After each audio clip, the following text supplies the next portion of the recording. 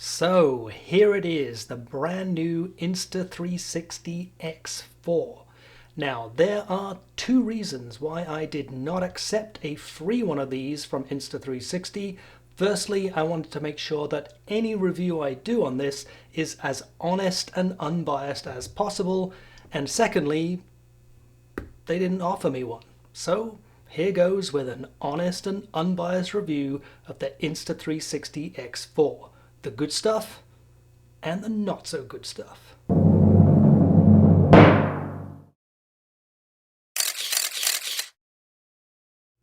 So I have been a fan of Insta360 360 cameras for about 5 years now. I started out with the original Insta360 One, I then moved up to the X2 and more recently to my X3, which I've been using since it came out about 18 months ago. Now, like many people, I had assumed that the successor, the X4, would be dropping somewhere around about September, October of this year. So I was pretty surprised then a couple of weeks ago when I received this email hinting pretty clearly at the arrival of a new 360 camera. Not only surprised, but also a little concerned. My first thought was, hopefully they haven't just upped the megapixels and kept the same sensor. And of course, once the product was actually announced, sure enough, that's exactly what they've done. Now, don't get me wrong, Insta360 have updated a lot of the specifications on the X4, and these should result in higher quality and more capabilities than with the X3. But overall, from my perspective, I have to say I find the update a little bit underwhelming, and Insta360 have definitely missed a few things that I think a lot of people were looking for.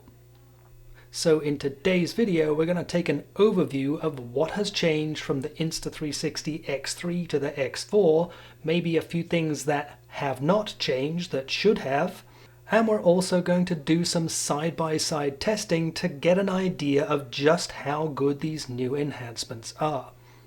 Now, there's a lot to cover here, so I'm going to put the chapters up here, and I'll also make those available on the video timeline.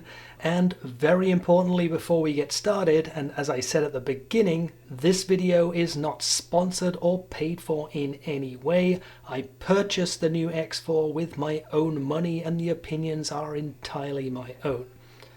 And of course, if you are enjoying today's video, getting good information out of it, please remember to give us a like and consider subscribing to the channel, where you will find a lot more content on the Insta360 X4 and Insta360 cameras in general. So let's get on with it. So in this section, what we want to do is take a look at the enhancements from the X3 to the X4. Now, we're not going to cover everything and we're not going to go into a lot of detail here. This is intended more as an overview. I plan to make additional videos where I delve into some of these features in a lot more detail. Now, the big news, of course, is the upgraded resolution and frame rates. So going from the X3 to the X4, pretty much every single video mode has been enhanced, either with higher resolution or with higher frame rates at the same resolution. So for example, in standard 360 mode, we've gone from 5.7K on the X3 to 8K on the X4. For slow motion 360 mode, we can now do 4K at 100 frames per second as opposed to only 3K on the X3. And in single lens mode, the X4 now supports up to 60 frames per second at 4K as opposed to just 3K on the X3. Now, if you're new to 360 cameras and you're wondering why would you need 8K resolution, what you have to keep in mind is that when you're filming 360, typically what you're looking to do is film in all directions and then reframe your shot afterwards by picking out a portion in the direction that you want to aim at. So your final resolution will only be a small portion of what you originally start with. So you want as much resolution as possible in your starting image. So how much better does this make the X4 image quality compared to the X3? Well, that's one thing we're going to be testing later on. We're going to run some basic tests to see exactly how much better the image quality is at 8K versus 5.7K on the X3. Another enhancement is the addition now of these removable lens guards. Now, two of these come together with the X4, so you don't have to buy them separately, although you can buy an upgraded version of these.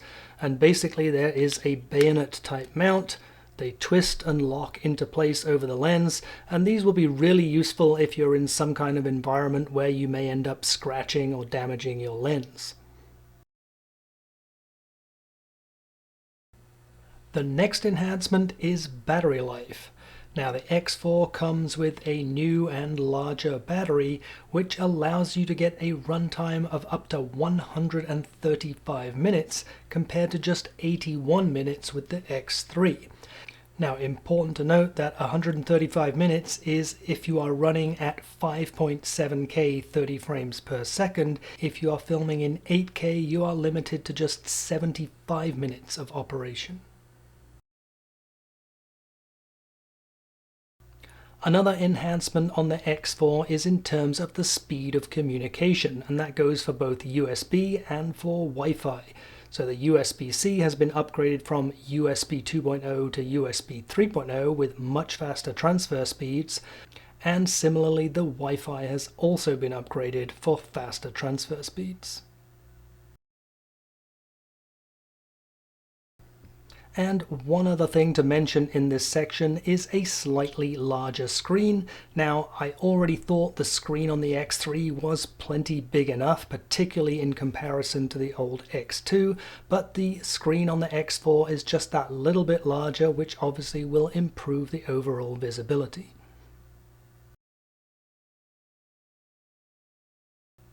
So in this section, what we want to talk about are some of the features which are not on the X4, which probably should be. Now, the first of these refers to the sensor. Like many people, I was fully expecting that when the X4 arrived, it would come with dual 1-inch sensors, just the same as they have on the One RS. Frankly, I would assume that had they put their investment into working on a 1-inch sensor, we could have ended up with far better image quality, particularly in low light situations.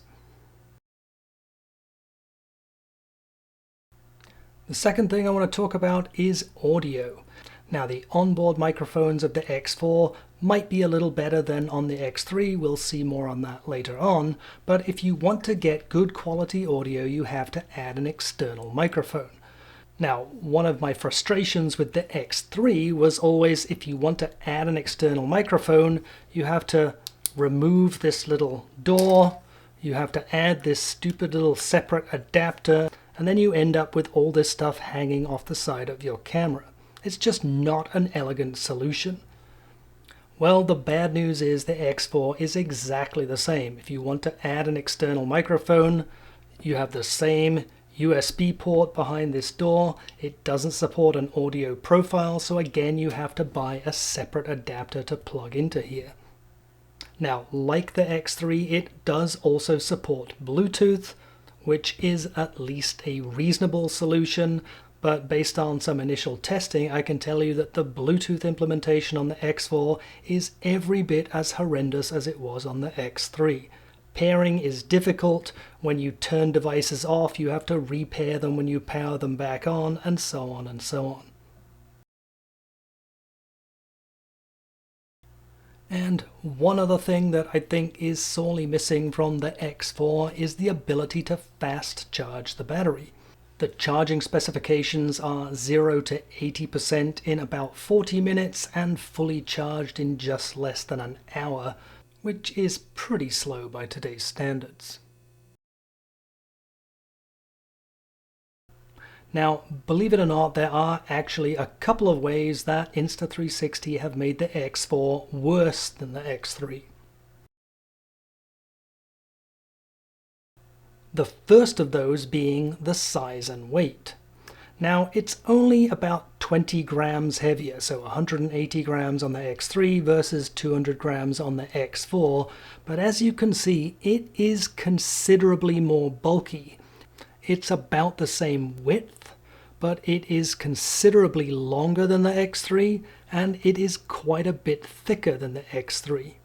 Now, no, it's not excessively large, but when you have this thing at the end of a selfie stick, particularly if you're using the extended selfie stick, it can get pretty heavy after a while, so any increase in size and weight is not a good thing.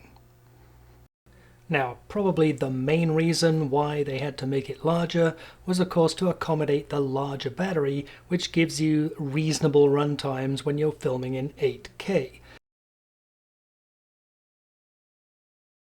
And that of course brings us to another complaint about the X4, the fact that you now have yet another different battery that you have to buy.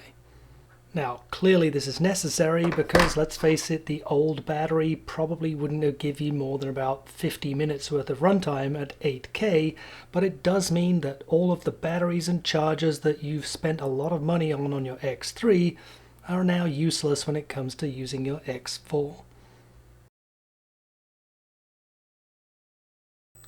And the final thing where I think Insta360 have made the X4 worse is in terms of the price. Now, I'm not saying that the X4 is not a superior camera. The improved specifications that it offers definitely should result in some higher quality images and some increased capabilities. But let's be honest, this is a direct replacement for the X3. And if you look at GoPro as an example, every year we get a new GoPro with new resolution, new frame rates for the same price, and then the old GoPro goes on sale until they've sold out of them. So it's a little surprising to me that Insta360 are charging $100 more now for the X4 versus the old X3. Okay, time to do some testing. Now, there are many different areas we could choose to test, and as I said earlier, I plan to do some more in-depth comparison testing between the X3 and the X4. But for today's video, what I'm looking to do is simply compare the standard results, comparing the X4 at 8K versus the X3 at its maximum resolution of 5.7K. We're going to listen to the audio to compare the quality of the microphones from the X3 to the X4, and obviously we're going to be looking at the video quality between the two. We'll do some basic indoor studio type setting just as you see here, and then we'll go outside and do some outside filming. We'll zoom in on the picture and see what differences we can see. Now, as far as the test setup is concerned, I have both cameras set absolutely identical wherever possible. The only difference, of course, being that the X4 is set to 8K resolution and the X3 to its maximum of 5.7K resolution. Other than that, everything is set to fully automatic. I have the highest bitrate selected on both cameras. I have the vivid color profile selected on both. The only other difference is that I have the X4 set to the new H.265 codec, which according to Insta360 should result in higher quality with similar file size. So let's do some comparisons. Okay, let's start out with a basic indoor studio type test. I have camera A over on my right, camera B on my left, and I'll leave it for you to decide which one is which or which you prefer. Right now I'm talking to you over the microphones of camera A, and I'll switch over to camera B. So this is the onboard microphones of both cameras, and currently you're listening to me on the microphones of camera B. Let me switch back over to camera A briefly so you can hear the difference, if there is any, between the two cameras, and I'll switch back over to camera B just finally to complete the audio test. Now, what about the video? Which one looks the best to you? I have both of them set to their optimum resolution. So that's 8K, of course, on the new X4, 5.7K on the X3. And again, are you able to tell which one is which? Perhaps if I zoom in on my face a little bit, hopefully the X4 should show a lot more detail than the X3. What do you think? Which one looks the best to you, and which one do you think is the X4 and which is the X3? So, did you guess right? Camera A is the new X4 at 8K resolution. Camera B is the X3 at 5.7K resolution. Did you get it right? Which one did you prefer?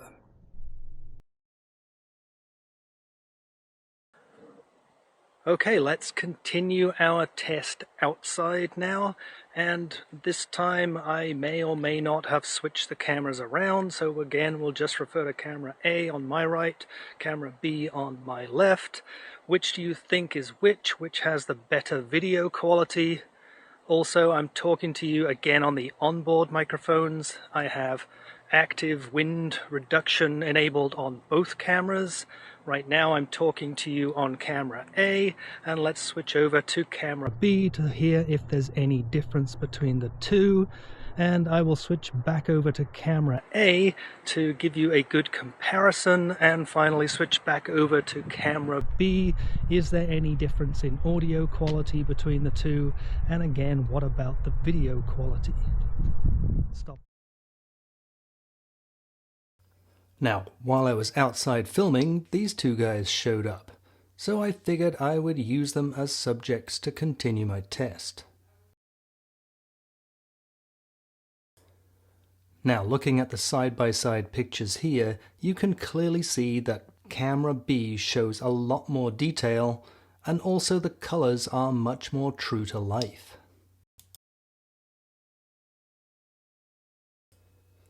Zooming in on the subject, you can clearly see the superior image detail of camera B. And so it will be no surprise to learn that camera B is of course the new Insta360 X4, and camera A is the X3.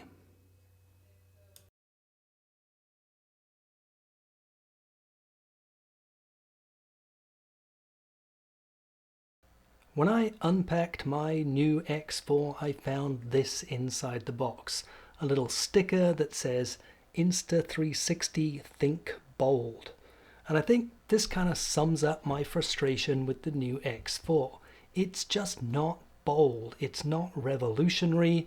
After 18 months, it's pretty much a routine update to an already excellent product in the X3. So overall, yes, the Insta360 X4 is a fantastic camera, and they've managed to improve the already brilliant X3, and if you're in the market for a 360 camera, it should be definitely on your list as one of the top candidates. But I think the bigger question is, should you go for the X4 or should you go with the X3? And of course, if you already own the X3, should you be looking to upgrade? Well, clearly that depends on how you intend using the camera. Now, if you're thinking, well, 8K is better quality than 5.7K, so I'll just film in 8K all the time, you do have to consider there are some downsides to that. Number one is overheating. When recording at 8K, the camera gets very hot, and it may actually shut down to prevent damage to the cameras. So you may be limited in the amount of time that you're able to record. Number two is file size. Filming in 8K is going to create significantly larger files than if you're filming in 5.7K. And that leads to the third thing you need to consider, which is computing power. If you have very large 8K files to process, then you're going to need more processing power or more time in order to do your processing. So if you're trying to decide between the X4 and the X3, I think it's important to consider, will you really be able to take advantage of those higher resolutions and higher frame rates? If not, you're probably better off going with the much lighter, smaller, and less expensive X3. So that concludes our overview of the new X4. I hope I haven't come across overly negative because I do think this is a fantastic camera, but I do feel that Insta360 have missed an opportunity here to release something truly special. As I mentioned, I do plan on doing some more detailed videos on some of the various features of the X4, so please subscribe to the channel and be on the lookout for those. Also, if you've enjoyed today's video, please make sure and give us a like. Thank you for watching.